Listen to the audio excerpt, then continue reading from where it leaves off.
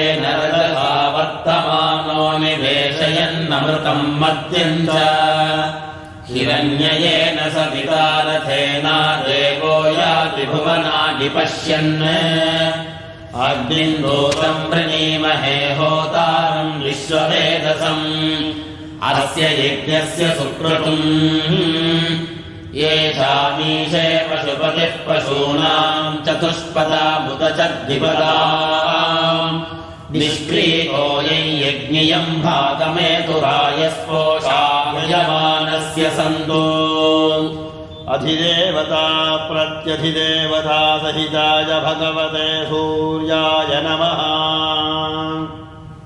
ॐ अग्निर्मूर्धादिवः प्रकुत्पतिः पृथिव्या अयम् अपागुम् रेदागुम् सिगिन्वती योना पृथिविभवादक्षरा निवेशनी यथा नः शर्म सप्रथाः क्षेत्रस्य पतिना वयगुम्भितेनेव जयामसि गामश्वम् वोषयित्वा सनो मृडादीदृशे अधिदेवता प्रत्यधिदेवता सहिताय भगवते अंगारकाय नमः। ॐ प्रभः शुक्राय भानवे भरध्वनुम् हव्यम् मतिम् चाग्नये सुपूतम् यो दैव्यानि मानुषा जनो गृह्यन्तर्विश्वानि विद्वना जिगाति इन्द्राणी मासुनादिषु सुपत्नीमहमश्वरम् नश्यस्या अपरम् जनजलसामरते पतिः इन्द्रम् यो विश्वतस्परिहवामहे जनेभ्यः अस्माकमस्तु केवलः। अधिदेवता प्रत्यधिदेवता सहिताय भगवते शुक्राय नमः। ॐ आप्यायस्वसमेतुते विश्वतः सोमवृष्णियम् भवावादस्य सङ्गथे अप्सु मे सोमो अब्रवीदन्तर्विश्वानि भेषजा अग्निम् च विश्वशम्भुवमापश्च विश्वभेषजीः गौरी विमाय सलिलानितक्षत्येकपदी द्विपदी सा चतुष्पदी अष्टापदी नवपदी बभूवुषी सहस्राक्षरापरमे व्योमन्। अधिदेवता प्रत्यधिदेवता सहिताय भगवते सोमाय नमः। ॐ उद्बुद्धस्वाग्ने प्रतिदागृष्येण निष्ठा पूर्ते सकुंसते कामयम् च पुनः कृण्वद्वस्त्वा वितरय्यवानमन्वादागुंसीत्वयितन्तुमेतम् इदम् विष्णुर्विचक्रमे क्रेधानि दधे पदम् समूढमस्य पागुंसुरे विष्णोररागमसि विष्णो पृष्ठमसि विष्णोश्चक्रे स्व विष्णोस्योरसि विष्णो ध्रुवमसि वैष्णवमसि विष्णवे त्वा। अधिदेवता प्रत्यधिदेवता सहिताय भगवते बुधाय नमः। ॐ बृहस्पते अधियधर्यो अर्हाद्युमद्विभागिक्रतुमज्जनेषु यद्बीजयच्छवसर्पप्रजाततस्मासुत्रविनन्देहि चित्रम् इन्द्रमरुत्क इह पाहि सोमै यथाशार्याते अभिवत्सुतस्य तव प्रणीति तव शूरशर्मन्नाविवासन्ति गमयस्सु यज्ञाः ब्रह्मजज्ञानम् प्रथमम् पुरस्ताद्विषीमतः सुरुचो वेन आवः स बुद्धिया उपमा अस्य दृष्टाः सतश्च योनिमसतश्च विवः। अधिदेवता प्रत्यधिदेवता सहिताय भगवते बृहस्पतये नमः। ॐ शन्नो देवीरभिष्टय आवो भवन्तु प्रीतये संयोरभिस्रवन्तु नः प्रजापतेन त्वदेतान्यन्यो विश्वा जातानि परिता बभूव यत्कामास्ते दुहुमस्तन्नो अस्तु वयद्गस्यामवतयोरहीनाम् इमय्यमप्रस्तरमाहिजीदाङ्गिरोभिः पितृभिः संविधानः आत्वामन्दाकविशस्तावहन्ते नारायण हविषामादयस्व अधिदेवता प्रत्यधिदेवता सहिताय भगवते शनैश्चराय नमः। ॐ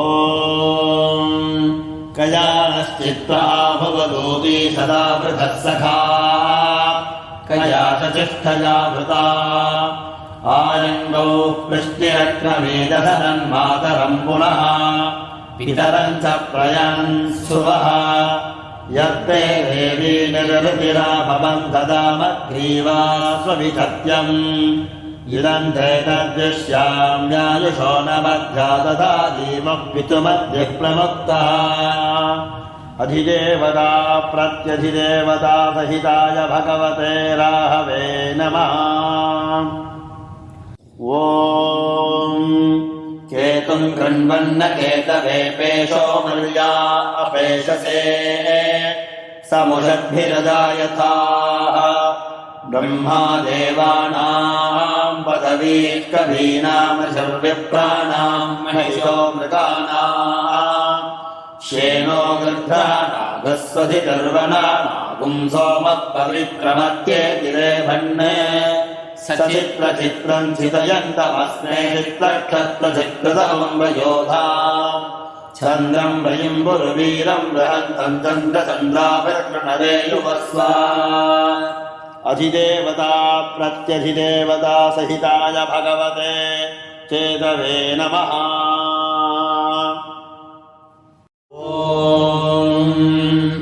आहस्तेन रजसा वर्तमानो निवेशयन्नमृतम् मद्यम् च हिरण्ययेन सविता रथेना देवो याति भुवनानि पश्यन् अग्निम् दूतम् वृणीमहे होतारम् विश्ववेदसम् अस्य यज्ञस्य सुक्रतुम् येषामीशे पशुपतिः पशूनाम् चतुष्पदामुत च द्विपदाम् निष्क्रीतो यज्ञियम् भागमेतुरायस्पोषायमानस्य सन्तो अधिदेवता प्रत्यधिदेवता सहिताय भगवते सूर्याय नमः।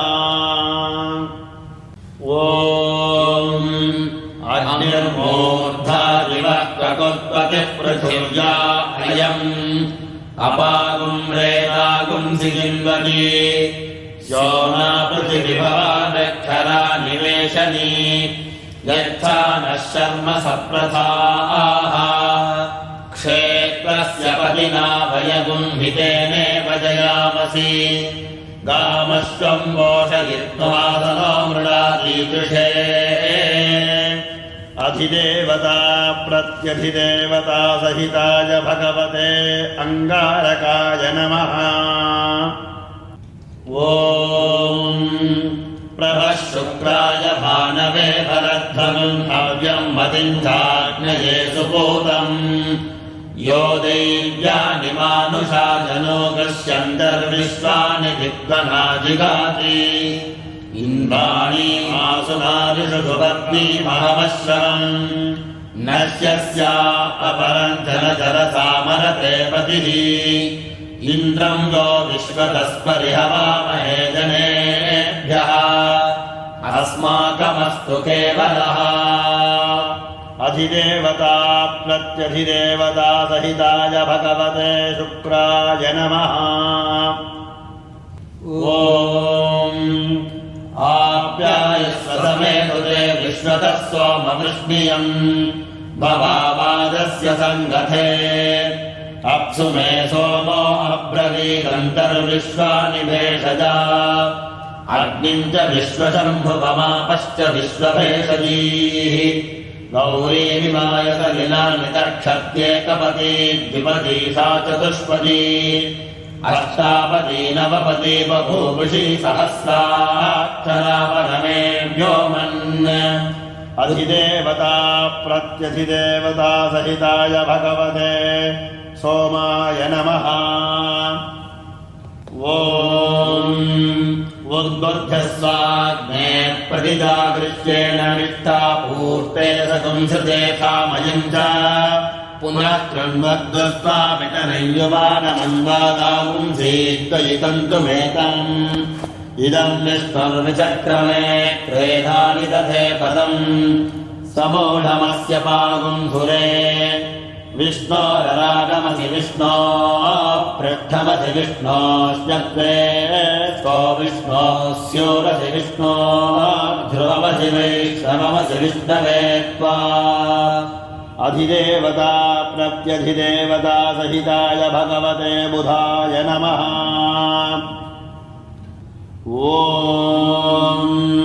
बृहस्पते अधियधर्यो अर्हाद्युमद्युभाधिक्रतुमज्जनेषु यद्बीजयच्छवसत्तप्रजाततस्मासुत्रविनन्देहि चित्रम् इन्द्रमरुक्क इह पाहि सोमै यथाशार्याते अभिवत्सुतस्य तव प्रणीति तव शूरशर्मन्ना विवासन्ति गमयस्सु यज्ञाः ब्रह्मजज्ञानम् प्रथमम् पुरस्ताद्विषीमतः सुरुचो वेन आवः स बुद्धिया उपमा अस्य दृष्टाः सतश्च योनिमसतश्च विवः।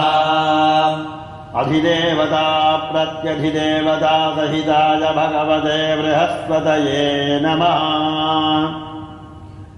ॐ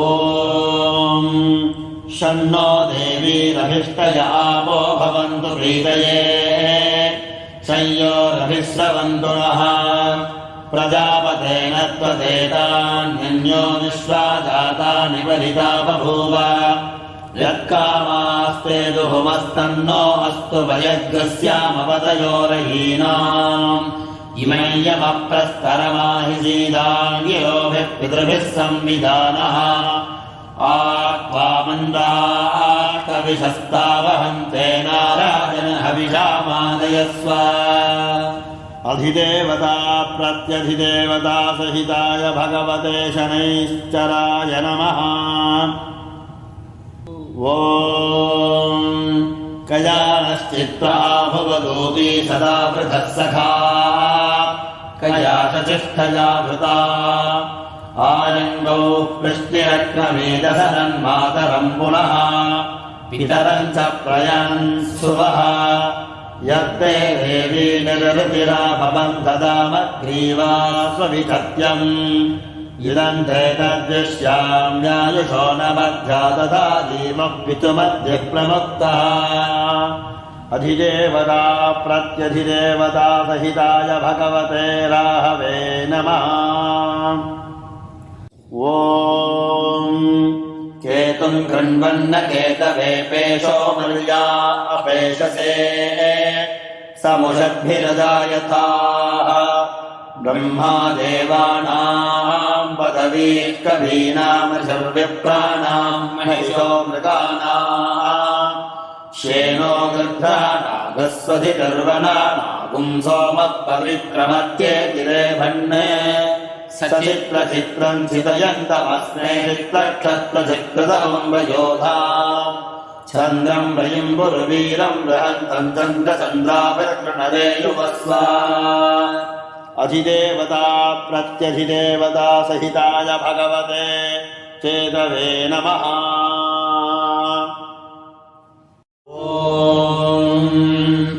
आसक्ते नरदसा वर्तमानो निवेशयन्नमृतम् मद्यम् च हिरण्ययेन सविता रथेना देवो याति भुवनानि पश्यन् अग्निन्दूतम् वृणीमहे होतारम् विश्ववेदसम् अस्य यज्ञस्य सुक्रतुम् येषामीशे पशुपतिः पशूनाम् चतुष्पदामुत च द्विपदाम् निष्क्रीको यज्ञियम् भागमेतुरायस्पोषायमानस्य सन्तो। अधिदेवता प्रत्यधिदेवता सहिताय भगवते सूर्याय नमः। ॐ अग्निर्मूर्धादिवः प्रकुत्पतिः पृथिव्या अयम् अपागुम् रेदागुम् सिजिन्वती यो न पृथिविभवादक्षरा निवेशनी यथा नः शर्म सप्रथाः क्षेत्रस्य पतिना वयगुम्भितेनेव जयामसि गामश्वं वोषयित्वासनो मृडादीदृशे अधिदेवता प्रत्यधिदेवता सहिताय भगवते अंगारकाय नमः। ॐ प्रभः शुक्राय भानवे भरध्वनुं हव्यं मदिञ्जाग्नये सुपूतम् यो दैव्यानि मानुषा जनो गृह्यन्तर्विश्वानि विद्वना जिगाति इन्द्राणि आसुनादिषु पत्नीमहमश्रवम् नश्यस्या अपरं जनजलसामरते पतिः इन्द्रं यो विश्वतस्परिहवामहे जनेभ्यः अस्माकमस्तु केवलः। अधिदेवता प्रत्यधिदेवता सहिताय भगवते शुक्राय नमः। ॐ आप्यायस्वसमेतुते विश्वतः सोमवृष्णियम् भवावादस्य सङ्गथे अप्सु मे सोमो अब्रवीदन्तर्विश्वानि भेषजा अग्निम् च विश्वशम्भुवमापश्च विश्वभेषजीः गौरीमिमाय सलिलानि तक्षत्येकपदी द्विपदी सा चतुष्पदी अष्टापदी नवपदी बभूवुषी सहस्राक्षरावरमे व्योमन्। अधिदेवता प्रत्यधिदेवता सहिताय भगवते सोमाय नमः। ॐ उद्बुद्धस्वाग्ने प्रतिजागृष्येण निष्ठा पूर्ते सकुंसते कामयम् च पुनः कृण्वद्वस्वामितरय्यवानमन्वादापुंसीत्वयितन्तुमेतम् इदम् विष्णुर्विचक्रमे क्रेधानि दधे पदम् समूढमस्य पागुंसुरे विष्णोररागमसि विष्णो पृष्ठमसि विष्णोश्चक्रे स्व विष्णोस्योरसि विष्णो ध्रुवमसि वैष्णवमसि विष्णवे त्वा। अधिदेवता प्रत्यधिदेवता सहिताय भगवते बुधाय नमः। ॐ बृहस्पते अधियधर्यो अर्हाद्युमद्विभागिक्रतुमज्जनेषु यद्बीजयच्छवसर्पप्रजाततस्मासुत्रविनन्देहि चित्रम् इन्द्रमरुक्क इह पाहि सोमै यथाशार्याते अभिवत्सुतस्य तव प्रणीति तव शूरशर्मन्नाविवासन्ति गमयस्सु यज्ञाः ब्रह्मजज्ञानम् प्रथमम् पुरस्ताद्विषीमतः सुरुचो वेन आवः स बुद्धिया उपमा अस्य दृष्टाः सतश्च योनिमसतश्च विवः। अधिदेवता प्रत्यधिदेवता सहिताय भगवते बृहस्पतये नमः। ॐ शन्नो देवीरभिष्टय आवो भवन्तु प्रीतये संयोरभिस्रवन्तु नः प्रजापतेन त्वतेतान्यन्यो विश्वा जातानि परिता बभूव यत्कामास्ते दुहुमस्तन्नो अस्तु वयद्गस्यामवतयोरहीनाम् इमय्यमप्रस्तरमाहिसीदाङ्गिरोभिः पितृभिः संविधानः आत्वामन्दाः कविशस्तावहन्ते नाराजन हविषामादयस्व। अधिदेवता प्रत्यधिदेवता सहिताय भगवते शनैश्चराय नमः। ॐ कयानश्चित्वा भवदूती सदा पृथः सखा कया चचिष्ठया भृता आयङ्गौ वृष्टिरक्रमेदधनन्मातरम् पुनः पितरम् च प्रयान् सुवः यत्ते देवी निरृतिरा भवन् ददामग्रीवा स्वविधत्यम् इदम् ते तद्दृश्याम्यायुषो न मध्या तथा जीवः पितुमद्य प्रमुक्तः अधिदेवता प्रत्यधिदेवता सहिताय भगवते राहवे नमः। ॐ केतुं कृण्वन्न केतवे पेशो मर्या अपेशसे समुषद्भिरजायथाः ब्रह्मा देवानां पदवी कवीनामशर्विप्राणां महिषो मृगाणां श्येनो गृध्रानागस्वधिर्वनानागुं सोमः पवित्रमत्येतिरेभन्ने सचित्रचित्रं चितयन्तमस्मे चित्रक्षत्रचित्रदम्बयोधाम् चन्द्रं वयुम्बुर्वीरं बृहन्तं चन्द्रचन्द्राभिर्गृणरे युवस्वा। अधिदेवता प्रत्यधिदेवता सहिताय भगवते चेतवे नमः।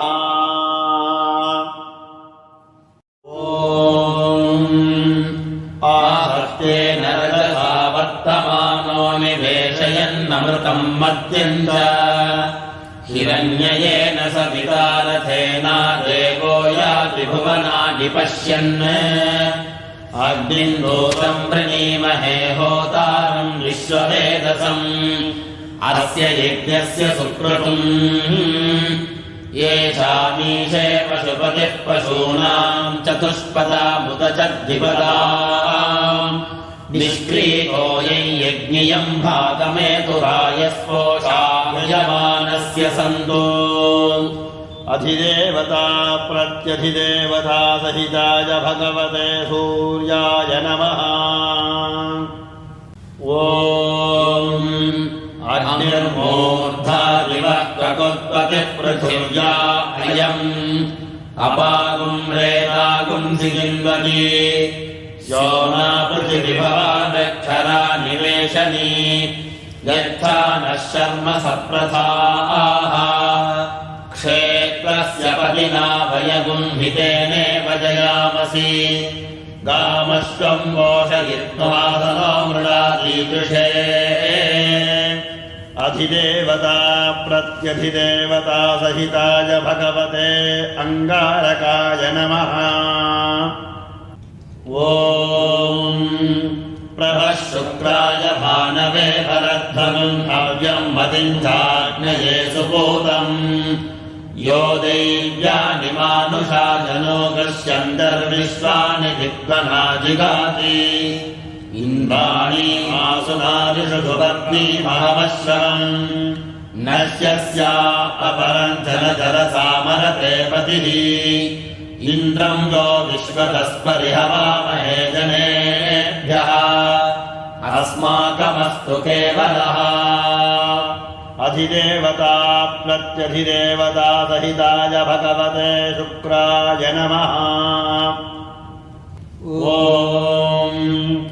आप्यायस्व समेतुते विश्वतः सोमवृष्णियम् भवावादस्य सङ्गथे अप्सु मे सोमो अब्रवीदन्तर्विश्वानि भेषजा अग्निं च विश्वशम्भुवमापश्च विश्वभेषजीः गौरीमिमाय सलिलानि तक्षत्येकपदी द्विपदी सा चतुष्पदी अष्टापदी नवपदी बभूवुषी सहस्राक्षरा परमे व्योमन्।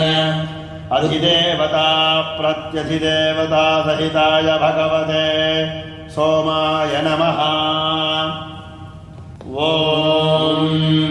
उद्बुद्धस्वाग्ने प्रतिजागृष्येण निष्ठापूर्ते सकुंसते कामयं च पुनः कृण्वद्वस्त्वामितरय्यमानमन्वादागुंसीत्तयितन्तुमेतम् इदं विष्णुर्विचक्रमे क्रेधानि दधे पदम् समूढमस्य पागुंसुरे विष्णोररागमसि विष्णो पृष्ठमसि विष्णोश्चक्रे को विष्णोस्योरसि विष्णो ध्रुवमसि वैष्णवमसि विष्णवे त्वा। अधिदेवता प्रत्यधिदेवता सहिताय भगवते बुधाय नमः। ॐ बृहस्पते अधियधर्यो अर्हाद्युमद्विभाधिक्रतुमज्जनेषु यद्बीजयच्छवसर्पप्रजाततस्मासुत्रविनन्देहि चित्रम् इन्द्रमरुक्क इह पाहि सोमै यथाशार्याते अभिवस्सुतस्य तव प्रणीति तव शूरशर्मन्नाविवासन्ति गमयत्सु यज्ञाः ब्रह्मजज्ञानम् प्रथमम् पुरस्ताद्विधीमतः सुरुचो वेन आवः स बुद्धिया उपमा अस्य दृष्टाः सतश्च योनिमसतश्च विवः अधिदेवता प्रत्यधिदेवता सहिताय भगवते बृहस्पतये नमः। ॐ शन्नो देवीरभिष्टय आवो भवन्तु प्रीतये संयोरभिस्रवन्तु नः प्रजापतेन त्वदेतान्यन्यो विश्वा जातानि बलिता बभूव यत्कामास्ते दुहुमस्तन्नो अस्तु वयज्ञस्यामवतयोरहीनाम् इमय्यमप्रस्तरमाहि सीदाङ्गिरोभिः पितृभिः संविधानः आत्वामन्दाकविशस्तावहन्ते नाराजन हविषामादयस्व। अधिदेवता प्रत्यधिदेवता सहिताय भगवते शनैश्चराय नमः। ॐ कयानश्चित्वा भवदूती सदा पृथक् सखा कया चचिष्ठया भृता आरङ्गौ पृष्टिरक्रमेदधनन्मातरम् पुनः पितरम् च प्रयन्सुवः यत्ते देवी निरृतिरा भवन् ददामग्रीवा स्वविधत्यम् इदम् ते तद्दृश्याम्यायुषो न मध्या तथा धीमः पितुमद्य प्रमुक्तः। अधिदेवता प्रत्यधिदेवता सहिताय भगवते राहवे नमः। ॐ केतुम् कृण्वन्न केतवे पेशो मर्या अपेशसे समुषद्भिरजायथा ब्रह्मा देवानाम् पदवी कवीनामशर्विप्राणाम् महिषो मृगाणाम् श्येनो गृध्रानागस्वधिकर्वणानागुम् सोमः पवित्रमत्येति रेभन्ने सचित्रचित्रम् चितयन्तमस्मे चित्रक्षत्रचित्कृतमम्बयोधाम् चन्द्रम् वयिम्बुरुवीरम् बृहन्तम् चन्द्रचन्द्राभिर्गृणरे युवस्व। अधिदेवता प्रत्यधिदेवता सहिताय भगवते चेतवे नमः।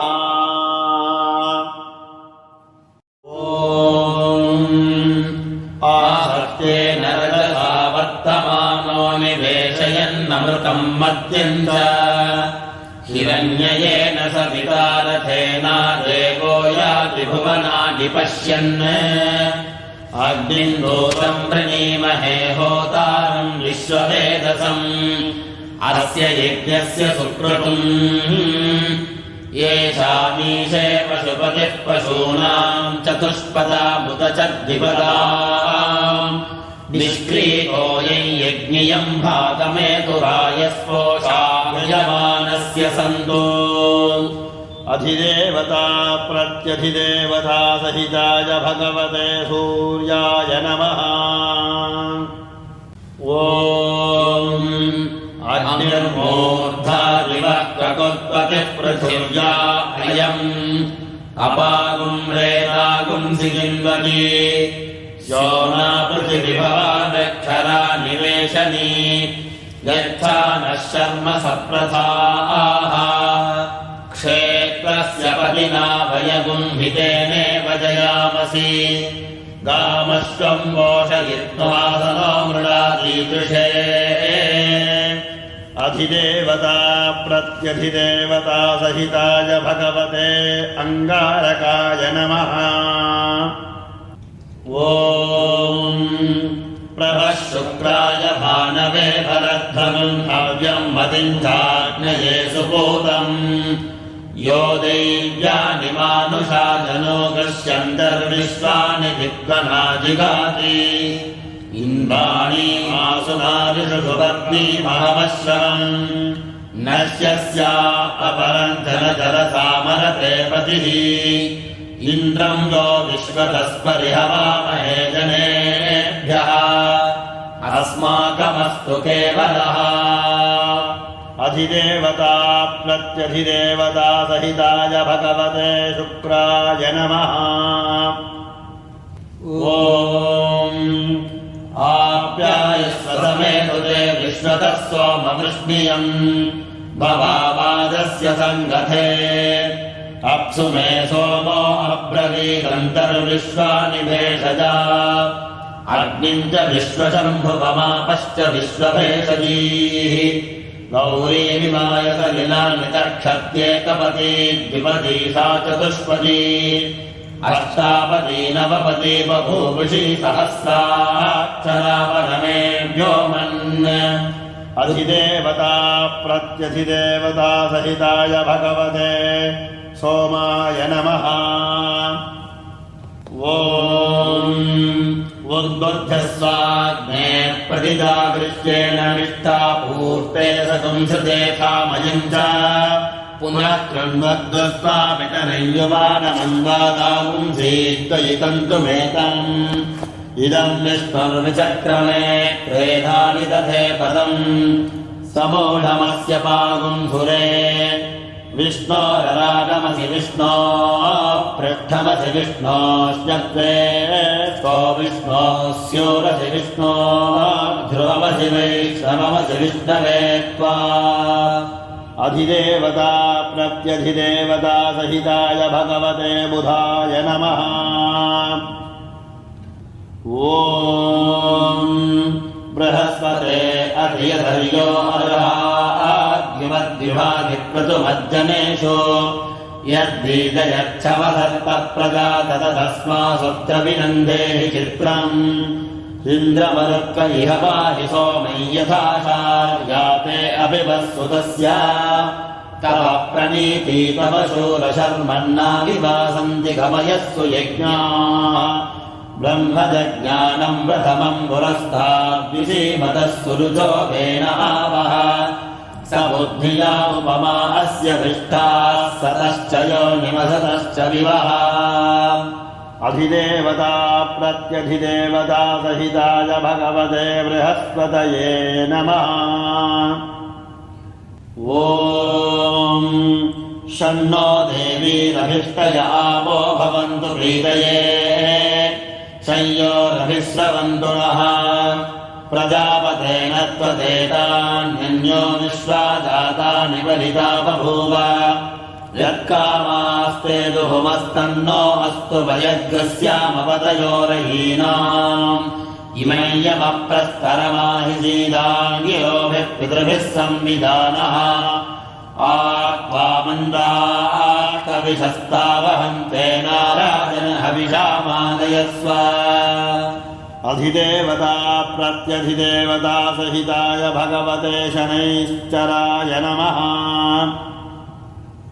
ॐ कयानश्चित्वा भवदूती सदा पृथक् सखा कया च चिष्ठया वृता आलिङ्गौ पृष्टिरक्रमेदधनन्मातरम् पुनः पितरम् च प्रयान् सुवः यत्ते देवी निरृतिराभवम् ददामग्रीवा स्वविधत्यम् इदम् ते तद्दृश्याम्यायुषो न मध्या तथा धीमः पितुमद्य प्रमुक्तः अधिदेवता प्रत्यधिदेवता सहिताय भगवते राहवे नमः ॐ